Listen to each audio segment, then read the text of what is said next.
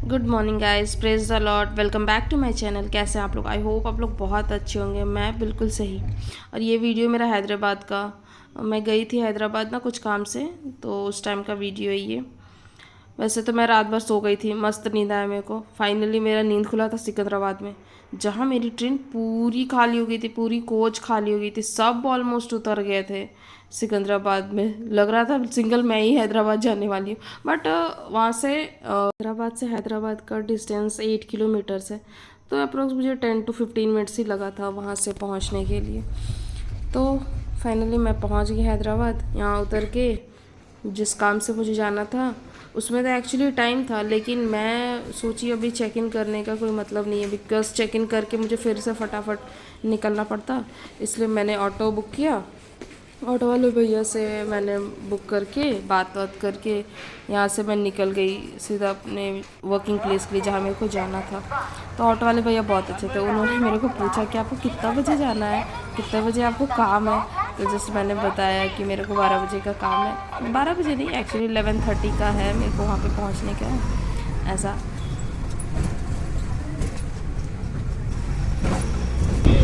अच्छा ठीक। किलोमीटर के लिए हाँ। आपको मेट्रो स्टेशन है। अच्छा ठीक है। बस सर्विस है।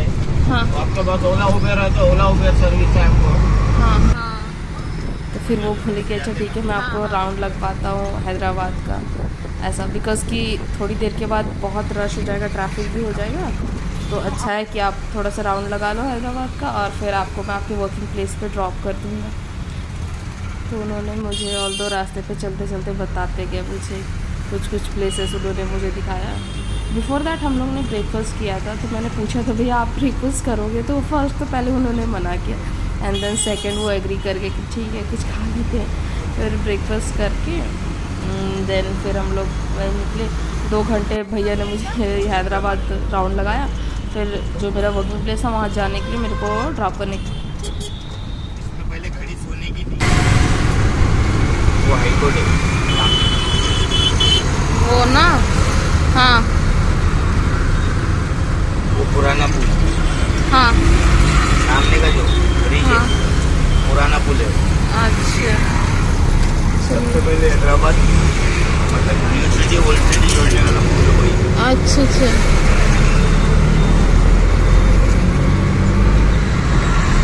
ये उस्मानी भैया ने बिल्कुल सही कहा था कि मेरे को जो है ना ट्रैफिक बहुत ज़्यादा हो जाएगा।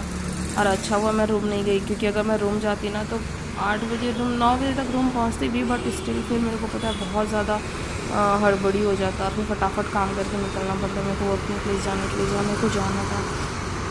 तो फिर मैं क्या की, ऐसा तो कुछ की नहीं, मैं सीधा फिर चली गई। तो जब मैं 10:30 हो रहा था, फिर भैया को बोला कि भैया चलिए अब चलते हैं, बिकॉज की 1 आवर लेफ्ट है ना, ऐसा। तो भैया ठीक है चलते। बाप रे इतना ज़्यादा रश था, इतना ज़्यादा रश था, बिकॉज सब काम पे जा रहे थे ना, सब ऑफिस के लिए, स्कूल के लिए, ऐसा वर्क के लिए निकल रहे थे। बहुत ज़्यादा रश हो गया था। थैंक गॉड मैं टाइम पे पहुंच गई थी। एंड देन फिर भैया ने कहा कि आप बोलो तो मैं होल्ड करूँ या फिर मैं जाऊँ, ऐसा। तो मेरे को वहाँ 2-3 घंटे का काम था, तो फिर मैंने भैया को तो भेज दिया वहाँ से, बिकॉज कि मेरे को फिर बहुत टाइम हो जाता वहाँ पे।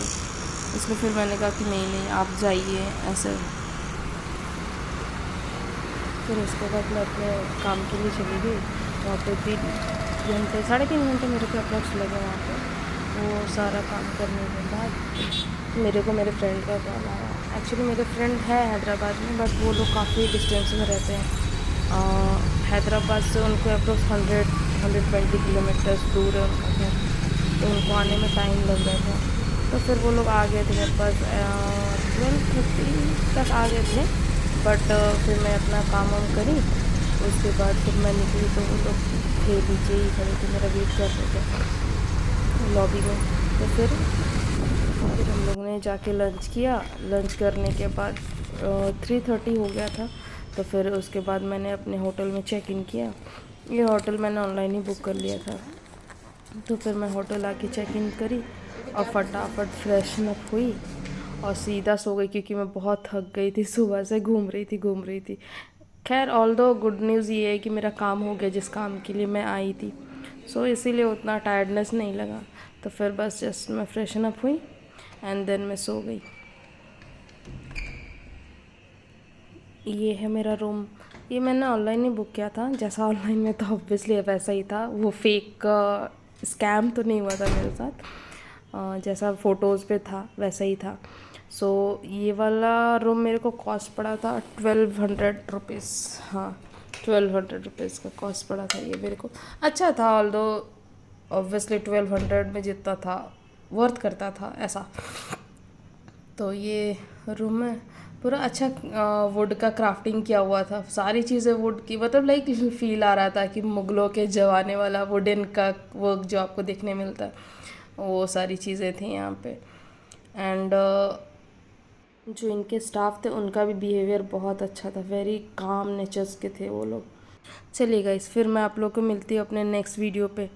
Till then take care, bye.